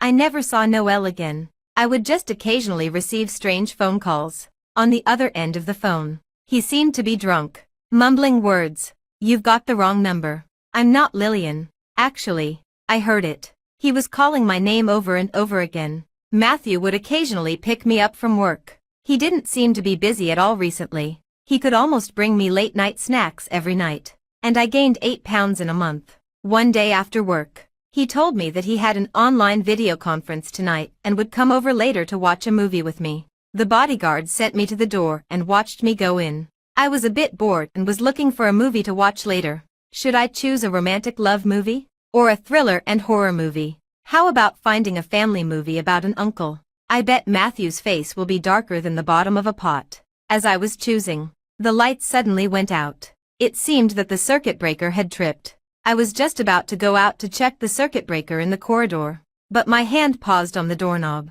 This shouldn't happen in a high-end apartment. I called Matthew, but he didn't answer. He should still be in the meeting. I also sent a message to the bodyguards who lived nearby, asking them to help me check upstairs. It was estimated that it would take about 10 minutes on the way. I wanted to find a lighting tool, but the door suddenly started to shake. I couldn't stop shaking, and my phone slipped from my palm. After ringing a few times, there was no movement outside the door. The room became bright again. I took a deep breath and looked at the situation outside the door through the doorbell camera. But it was pitch black outside, as if someone had deliberately covered the camera. The door started shaking again, and a disgusting voice came. "Miranda, I know you're in here." I desperately covered my mouth and stepped back as if running away. There was a fine sound coming from the door lock. Soon, the door was opened. That disgusting face was revealed. Kevin stared at me with eagle-like eyes. "Thanks to you, I learned a lot of lock-picking skills from those lowlifes in prison." I took a step back and slowly approached the bag on the sofa, which contained the self-defense tools prepared by Mike. But Kevin closed the door behind him and was also approaching me step by step. "Why are you hiding from me? Didn't I say that I like you? You said that wasn't love. But I've been thinking about you for 4 years. It took me a lot of effort to find you after getting out. Why are you afraid of me? Don't you like me too? When Julia introduced you to me, you were the one who took the initiative to reach out your hand to me. Julia had brought him to our house. That was the first time I met him, and I greeted him and shook his hand out of politeness. But I didn't expect that in the eyes of such a pervert as him, this could be proof of showing favor. I tried my best to calm down, but my voice was still trembling. "Let's talk it out. Don't come any closer for now." He seemed to have heard a joke. Leaning on his crutch, he moved slowly step by step. The sound of someone pounding on the door came, and I heard Matthew's out-of-control voice. "Miranda, open the door." I felt extremely regretful. I should have given him a copy of the key earlier, but his voice gave me great comfort. I calmed down and calculated the distance to the door. Kevin had trouble walking. As long as I bypassed him and ran quickly, I could open the door for Matthew. "Hurry up. Run faster." I ran over with all my might. Kevin's expression changed, and he reached out to grab me, only touching the corner of my clothes. When my hand touched the doorknob, tears welled up in my eyes. But the door seemed to be broken. The deadbolt was stuck in the slot, and no matter how hard I tried, I couldn't open it. Kevin's face was ferocious. He turned around, and the crutch made a harsh sound as it slowly rubbed against the smooth floor. I desperately pulled the doorknob and shouted with a sobbing voice, "I can't open it. Matthew, I can't open it." Matthew's hand that was pounding on the door stopped. He had a heavy nasal sound, and his voice sounded like forced calmness. "Don't be afraid. I'm right here. Try again. If it doesn't work, hide to the side. I'll kick the door open." Kevin was getting closer to me. I took a deep breath and twisted the anti-lock back and forth a few times. With a click, the door opened. Kevin leaned forward and grabbed my collar, pulling me over. A cold dagger was pressed against my neck, and I heard his disgusting voice. "Oh, you're here. I've been waiting for you for a long time." Matthew raised his hand, trying to control his emotions. "Don't do anything stupid. Put the knife down first." Kevin's expression was distorted and eerie. "See my leg? It's all because of you. Matthew, what do you think I should do to get revenge on you?" He threw the crutch over. "What did you use to hit me that day?" "A golf club. This is almost the same. Come on, cripple your own legs. I know exactly what it sounds like when you use force. Use some strength, or this knife will be stabbed into her throat." I shook my head desperately at Matthew. He stared fixedly at the dagger across my neck, picked up the crutch as if accepting his fate, and said, "I was the one who hit you that day. It has nothing to do with her. Take it all out on me." 1 blow, 2 blows. Heavy and dull sounds of hitting came. Matthew's forehead was covered in sweat. With each blow, his body would tremble violently. But even so, when he was so exhausted that he knelt down, he still didn't stop. "Stop. Matthew, don't hit anymore." He raised his head to look at me with all his strength, but his eyes gradually became unfocused. Kevin laughed sinisterly in my ear and slapped my face with the cold dagger. "Don't be in a hurry. After I cripple his legs and disfigure your face, that's when it'll be fair." He took me to the sofa. His ferocious face was very close to mine, covered with terrifying scars like centipedes. The dagger ran across my cheek, and he said to himself, "Where should I start? First the skin, then the nose, and finally the eyes.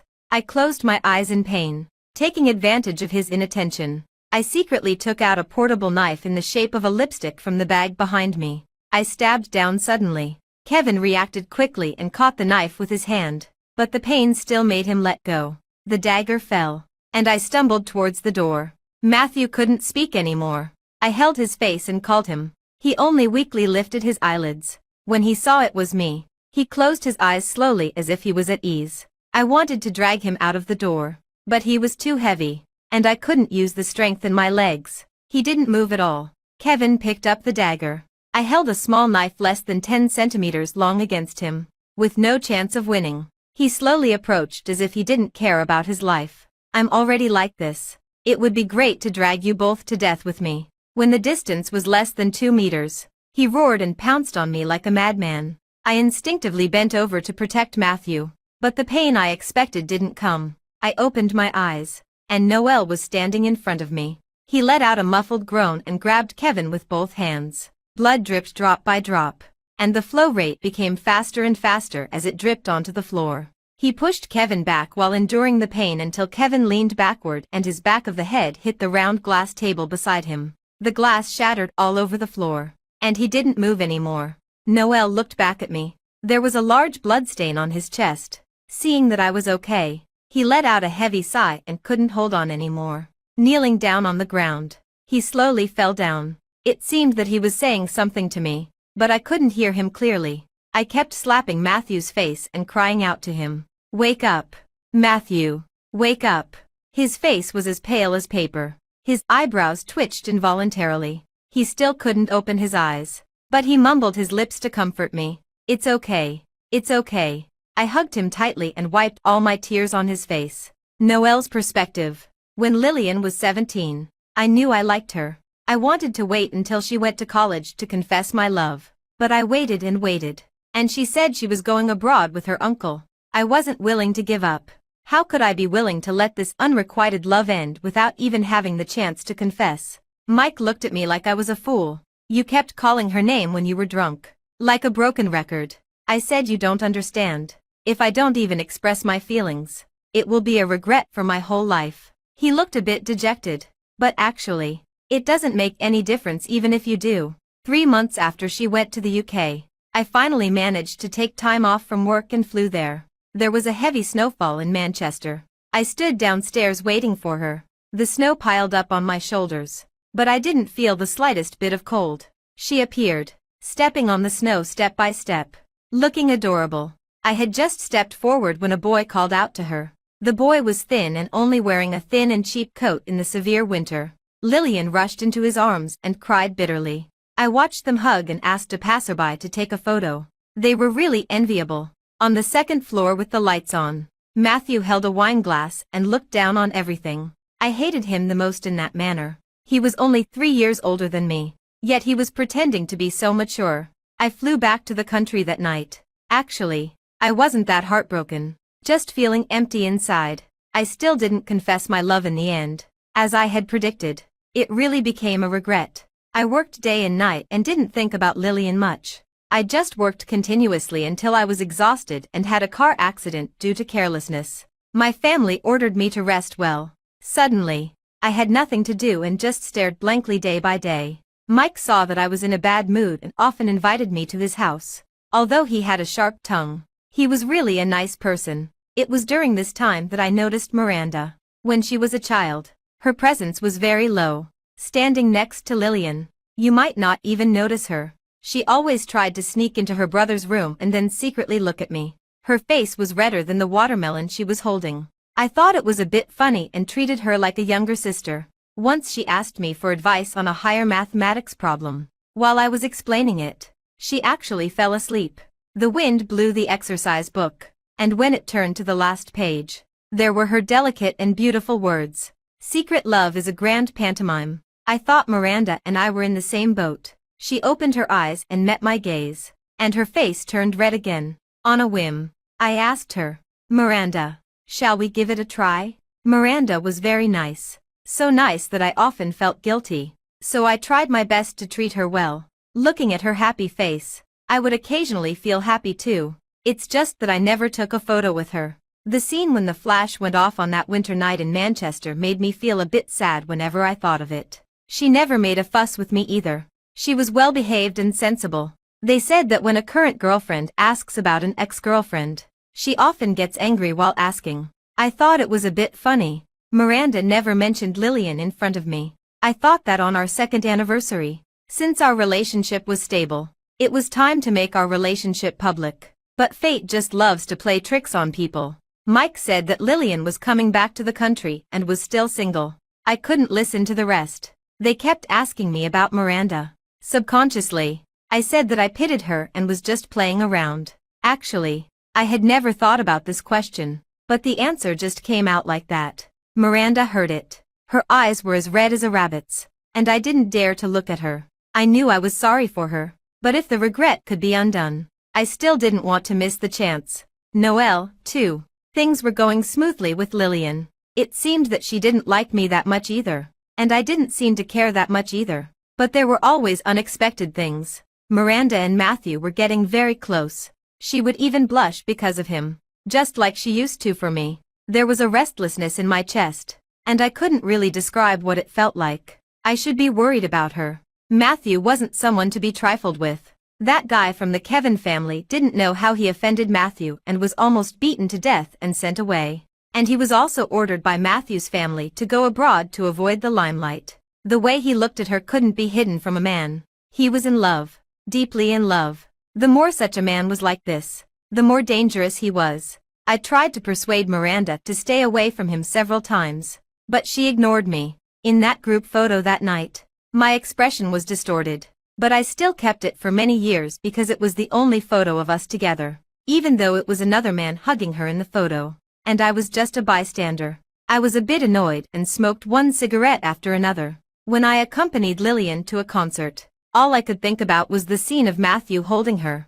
I asked Lillian, "Do you have someone you like?" "Yes, but he was too poor. He ran away as soon as my grandfather gave him 5 million. There were tears in her eyes. She sniffed and said, "But he was satisfied with you.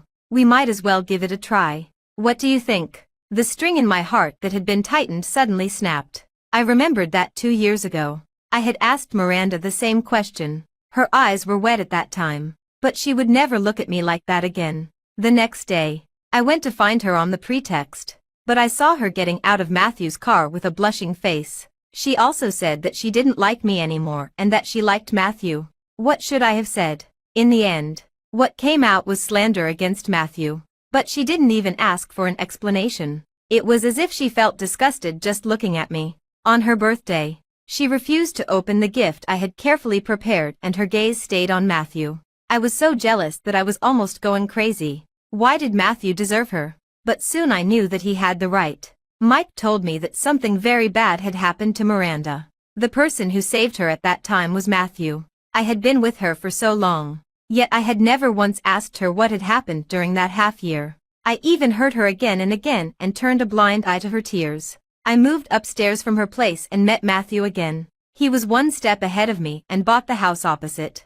Later, when I saw Miranda open the door with slightly red lips, and Matthew stood in front of me, encircling her as if declaring his sovereignty, I couldn't say anything. I turned around, but I couldn't move my feet. Matthew also came out. He stood beside me and said coldly, "I gave you a chance." I didn't quite understand. When there was a strange noise downstairs, I was taking a shower.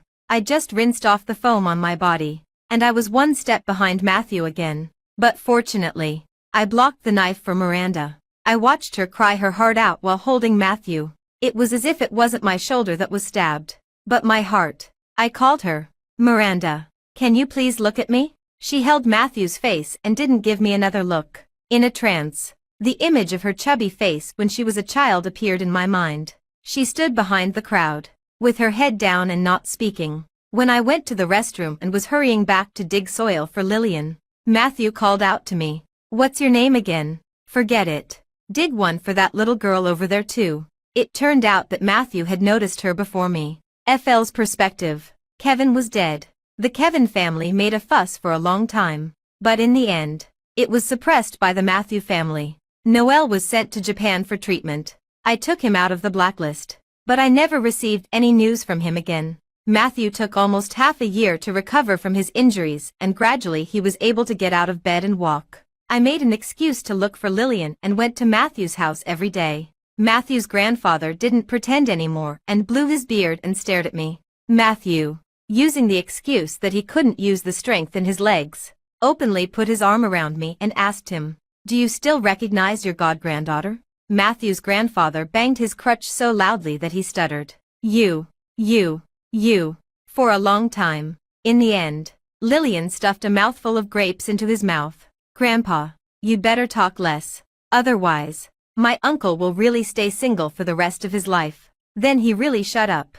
Mike also came to visit Matthew occasionally. Now he was bolder and called Matthew by his name directly. But his attitude was still respectful. Sometimes he would bring a project proposal to consult Matthew.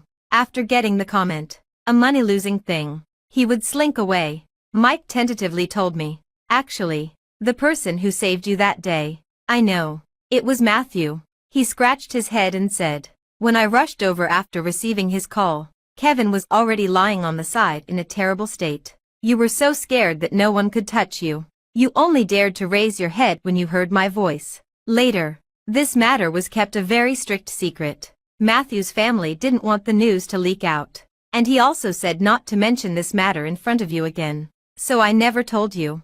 As he spoke, his eyes turned red again. I patted him on the back and said it didn't matter. Then I turned around and gave Matthew a fierce glare. He spread his hands and pretended to be innocent. As soon as Mike left, I held his face and asked fiercely, "When on earth did you start liking me?" He pretended to think. After thinking for a long time, he said, "I don't remember." I pinched his ear and half mocked, "Is your memory declining because you're getting old, Uncle?" When Matthew heard this address, he was like Pavlov's dog. His face darkened and he was about to lose his temper. I quickly coaxed him, "I won't call you that anymore. Don't be angry." He gritted his teeth and said in a suppressed voice, "It's not that you can't call me that. Tonight in the bed."